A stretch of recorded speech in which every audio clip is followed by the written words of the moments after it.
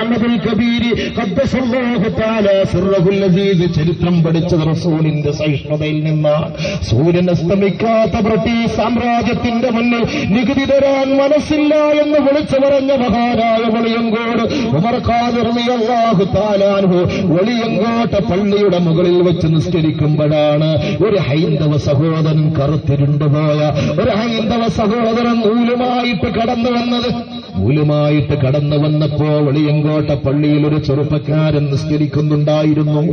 ആ ചെറുപ്പക്കാരൻ പറഞ്ഞു, എടാ ഇത് മുസ്ലിങ്ങളുടെ പള്ളിയാണ്, ഈ കോമ്പൗണ്ടിന്റെ അകത്ത് കടക്കാൻ പാടില്ല എന്ന് പറഞ്ഞപ്പോഴാണ് ധ്യാന നിമഗ്നനായി അല്ലാഹുവിന് സാഷ്ടാംഗം സമർപ്പിച്ചുകൊണ്ട് സുജൂദ് ചെയ്തുകൊണ്ടിരുന്ന മഹാനായ വെളിയങ്കോട് ഉമർ ഖാദിർ റളിയല്ലാഹു തആല മുകളിൽ നിന്ന് പള്ളിയുടെ വരാന്തയിലേക്ക് കടന്നു വന്നിട്ട് മുസ്ലിമായ മനുഷ്യനോട് പറഞ്ഞു, അകറ്റേണ്ടവരല്ല, നമ്മൾ അടുപ്പിക്കേണ്ടവരാണ്. ഒരു ഹൈന്ദവൻ പള്ളിയിലേക്ക് കടന്നു വന്നപ്പോൾ അകറ്റേണ്ടവനല്ല, അടുപ്പിക്കേണ്ടവനാണെന്ന് വെളിയങ്കോട്ട് ഉമർ ഖാദിർ റളിയല്ലാഹു അൻഹുവിന് ഈ സഹിഷ്ണുതയുടെ പാഠം പഠിക്കാൻ കഴിഞ്ഞത് അല്ലാഹുവിന്റെ റസൂലിന്റെ ചരിത്രം പഠിച്ചപ്പോഴാ.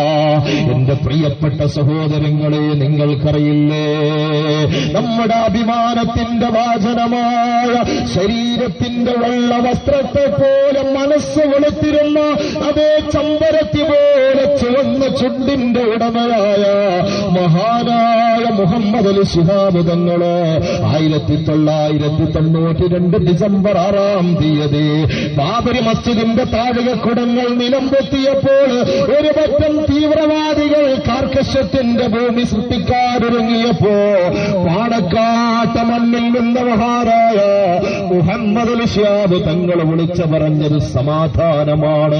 തീവ്രവാദത്തിലേക്ക് കടന്നു പോകരുത്, അത് രാജ്യത്തിന് മോശമാണ്, അത് മുസ്ലിങ്ങൾക്ക് മോശമാണെന്ന് പറഞ്ഞപ്പോ പലരും ഇവിടെ പറഞ്ഞത് മഹാനായ മുഹമ്മദ് അലി ശിഹാബ് തങ്ങളെ കുറിച്ച് അതേ യുവാക്കളോട് താരാട്ട് പാട്ടുപാടുകയാണ്. ആ മഹാനായ മുഹമ്മദ് അലി ശിഹാബ് തങ്ങളെ സഹിഷ്ണുത പഠിച്ചത് പ്രവാചക ചരിത്രത്തിൽ നിന്നാണ്. 1000 മസ്ജിദുകൾ തകർക്കപ്പെട്ടാലും ഒരു അമ്പലത്തിന്റെ മുറ്റത്ത് നിന്നൊരു പിടി മണ്ണ് പോലും വാരുന്നത് നിഷിദ്ധമാണെന്ന് പഠിപ്പിച്ച എന്റെ പ്രിയപ്പെട്ട സഹോദരങ്ങളെ, കാലയവനികൾക്കുള്ളിൽ മറഞ്ഞുപോയ നമ്മുടെ മുത്തായ മുഹമ്മദ് അലി ശിഹാബ് തങ്ങള് റസൂലിന്റെ സഹിഷ്ണുതയിൽ നിന്നാണ് പാഠം പഠിച്ചത്. കണ്ടില്ലേ, 10 ലക്ഷവും 20 ലക്ഷവും ഡൊണേഷനായി കിട്ടുമ്പോ അല്ലെങ്കിൽ ഗിഫ്റ്റായി കിട്ടുമ്പോ ഒരു ജ്വല്ലറി ഉദ്ഘാടനത്തിന് പോയാൽ 10 ലക്ഷങ്ങളൊക്കെ കിട്ടുന്ന മഹാനായ പാണക്കാട്ട തങ്ങളുടെ മുമ്പിൽ ഒരു പാവപ്പെട്ട ഒരു ഹൈന്ദവ സഹോദരി വന്നിട്ട് 1 രൂപ കൊടുക്കുകയാണ്. തങ്ങൾക്ക് 1 രൂപ കൊടുക്കുമ്പോ സ്നേഹത്തോടെ 1 രൂപ വാങ്ങിയിട്ട് പോക്കറ്റിലിട്ട നിഷ്കളങ്കതയുടെ ഉടമയായ മഹാനായ പാണക്കാട്ട തങ്ങള്. ആ പാണക്കാട്ട തങ്ങൾ സഹിഷ്ണുത പഠിച്ചത് റസൂലിന്റെ ചരിത്രത്തിൽ നിന്നാണ്.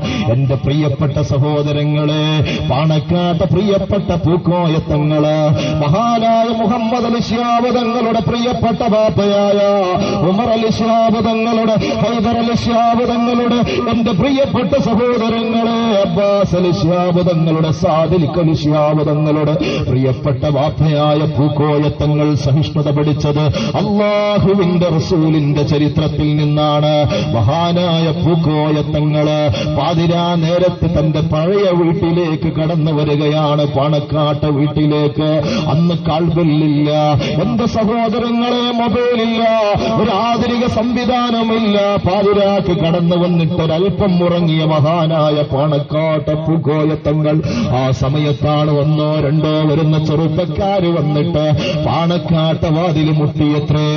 പാണക്കാട്ട വാതിൽ മുട്ടി. പക്ഷേ മഹാനവറുകൾ ക്ഷീണം കൊണ്ട് അറിഞ്ഞിട്ടില്ല.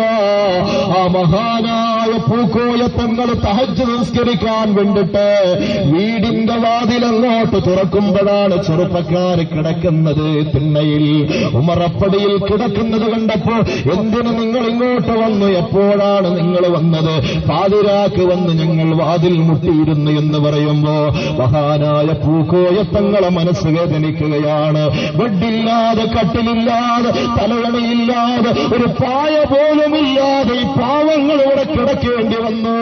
എന്നെ വിളിച്ചിട്ടറിഞ്ഞിട്ടില്ലല്ലോ റബ്ബേ. ആ സമയത്താണ് പൂക്കോയ തങ്ങൾ തീരുമാനിച്ചത്, ഇല്ല ഇനി മരിക്കോളം പൂക്കോയ തങ്ങൾ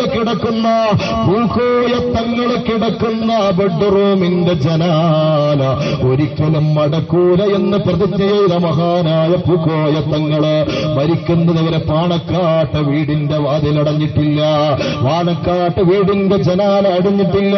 ഇതെവിടെ നിന്ന് പഠിച്ചു എന്ന് ചോദിച്ചാൽ പ്രവാചകരുടെ സഹിഷ്ണുതയിൽ നിന്നാണ്. അതുകൊണ്ട് സഹോദരങ്ങളെ, ആ റസൂലിനെ